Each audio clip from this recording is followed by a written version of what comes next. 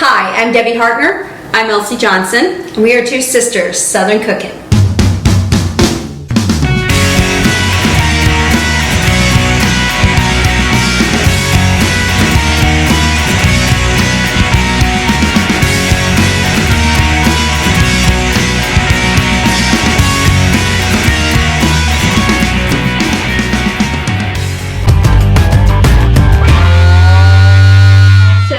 Right now I'm getting the 3 steaks that we're going to slice up for our cheesesteaks, and I'm going to take the bone out because I've got parchment paper here that I'm going to actually put these in the freezer for a few minutes to get them nice and firm, so that when we go to slice them, they'll slice easy if they're firm.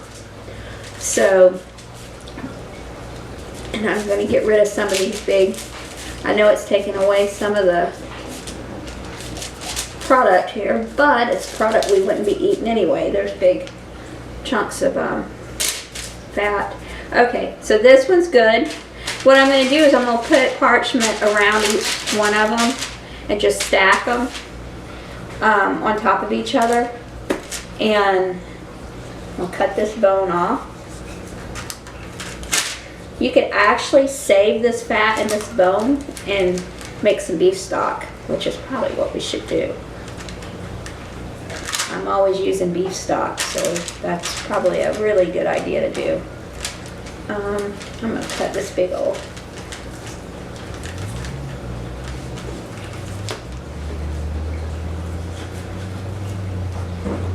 piece of fat off. Alright. And I'm gonna say freeze them for a half hour to maybe an hour so that they get nice and firm, so that when we go to slicing them on the meat slicer that they don't fall apart, and it's just easier to slice. It won't come, it'll slice easier if they're, alright. So basically here's what I'm going to do. I'm going to just wrap these around everything like this. And then I'm just going to go throw it in the freezer real quick. It doesn't matter that it's not totally sealed because it's not going to be in there long enough to get any issues with anything like food flavors coming into it or anything. Alright, so I'm going to go put this in the freezer. 30 minutes to an hour. I think an hour, somewhere between then, will give us enough of a good, so when it's sliced and it's solid. Yeah, and it's easier to slice, so you're not, right. It's not like moving around and stuff. Right. It's a little more solid. I think we should take that and boil that and make a beef broth. Absolutely. That's some good bone and good fat there. Absolutely. Make a good beef broth. Just be delicious. All right, guys, we'll be right back.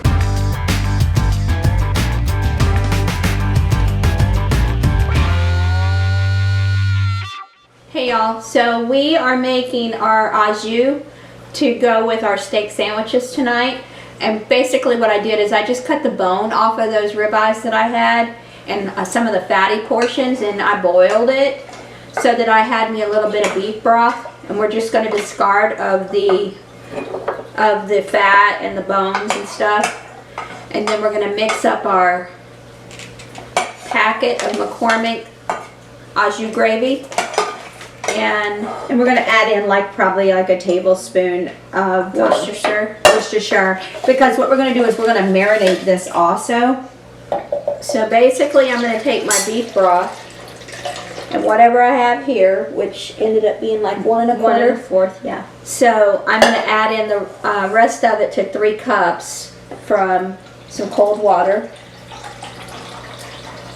because I wasn't sure how much broth I actually had. Right there. Alright, perfect. So, alright, and then we're going to, you actually need to stir this in a saucepan. So we're just going to whisk it together here, and then we'll go bring it to a boil so it thickens up. And then we'll put some of it in. Once we slice our steak up, we'll put some of it in with in a Ziploc bag with the meat so that it can marinate in it. So 3 teaspoons is a tablespoon.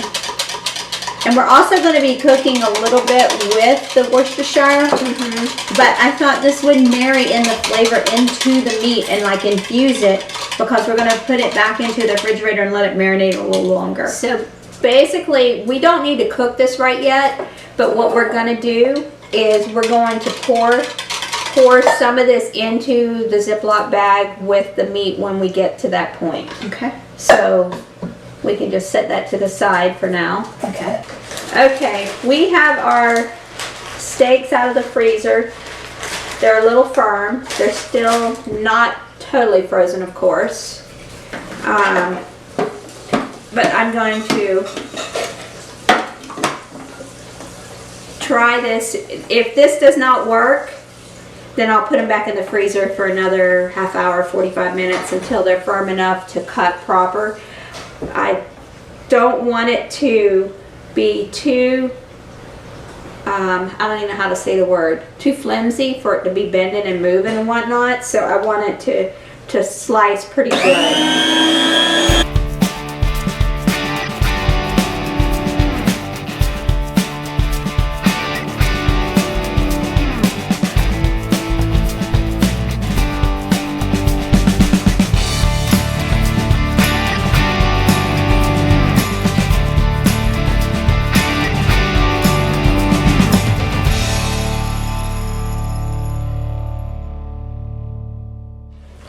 So this looks really good. This is quite a bit of meat. This should be enough meat, I would think, to do what we need to do. Yeah. So I'm going to put it in my Ziploc bag here, and you're going to pour in some of your au jus mix to marinate this. And I think we have just enough of the fat content in this to give it, you know, good flavor. So we put some Worcestershire in with our au jus, and we're going to go ahead and just pour this inside. So I would maybe half of it. Okay. So a cup and a half maybe down in here. And then we'll stick it in the refrigerator to marinate.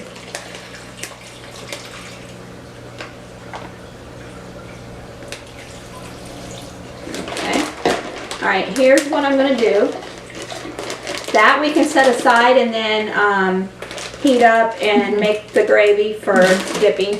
But basically just massage this. This is how I do a lot of times if I'm not doing a steak with just salt and searing it and putting it in the oven. If I marinate it, I usually take a marinade and massage it and let it sit.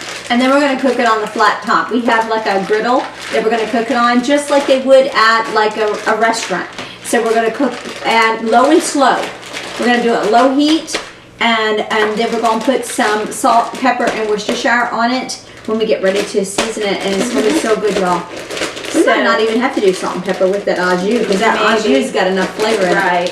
So, all right, I'm going to put it in the refrigerator, and we'll leave this until it's time for us to fry it up for our sandwiches. So a couple hours. So we will see you guys when we get ready to fry it up.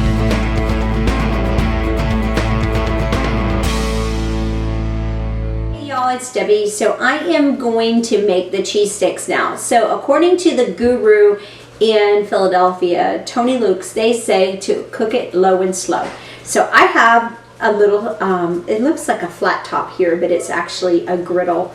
So we're going to use that to cook because that is what they use, is a flat top. So I have almost 6 ounces of meat here, and I'm just going to spread this out here. You want to keep as much of the juices as you possibly can. And I'm just going to put a little bit of onion in here too as well, so we can have that incorporated.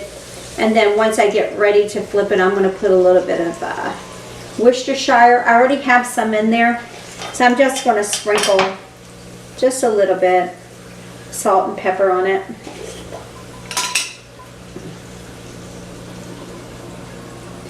And then we'll add the Worcestershire when I get ready to flip it, and then we'll put on it our cheese. I've got 2 types of cheese. I have white American, and I also have mozzarella sliced. So you need a cheese that is not a dry cheese. So cheddar is not a good idea, neither is Gouda or anything like that, because you want your everything to just be like real juicy and marry and everything like that. So I'm going to go ahead and let this continue to cook. It's going to take about 5 minutes or so, maybe longer, depending. And I'll go ahead and get the second.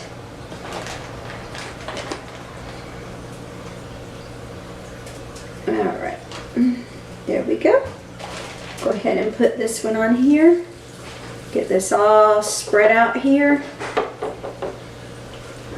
Get that all spread out. I'll put some onions on here. And I'm going to be back because I am actually going to use, and I'll show you a trick that I learned from Tony Luke's. So he takes 2 spatulas, metal spatulas, to break the meat down and to just keep the meat going and moving. And I'll be right back to do that. All right, guys. So you see here where I have a lot of juice. So I'm just going to go ahead and chop this up a little bit here so I can break down the meat just a little bit so it'll be easier to incorporate. I'm just going to go ahead and give it a little toss here. So what you're doing at this point is you're marrying your juices, your seasonings, and everything together. And that's why he said cook it low and slow.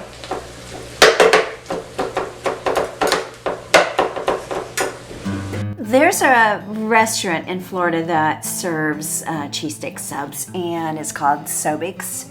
And they had a branch to go off of it named Skibo's, and they had the best cheesesteak subs I've ever had in my life. And I lived in Philadelphia, so I have had some of the best subs. And the only one that I've ever had that was even close to it was Tony Luke's in Philadelphia. They were just phenomenal. Charlie's was good too, but it wasn't as good as Tony Luke's. But I've always been searching for that cheesesteak that I had at Sobik Subs, and I think that Elsie and I recreated it. It's all in the way that you cook it. We marinated it. We just let it sit in the refrigerator in the au jus and the Worcestershire sauce, and it was just amazing. And then we put more Worcestershire on it when we were cooking it on the griddle. And I just made sure that the cheese was melted and fully incorporated in it before I removed it from the griddle and put it on the sub roll. And the sub rolls were just off the chain good. It was a great combination with the pepperoncinis.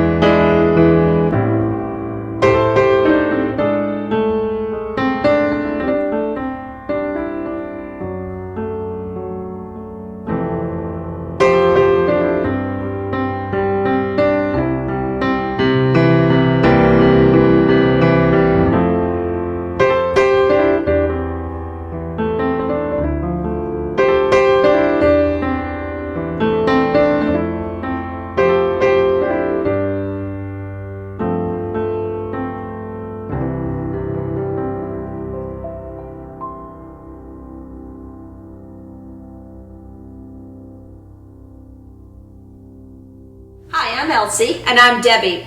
We're two sisters Southern Cooking. And we thank you for visiting our page. Please like, share, and subscribe. Thank you.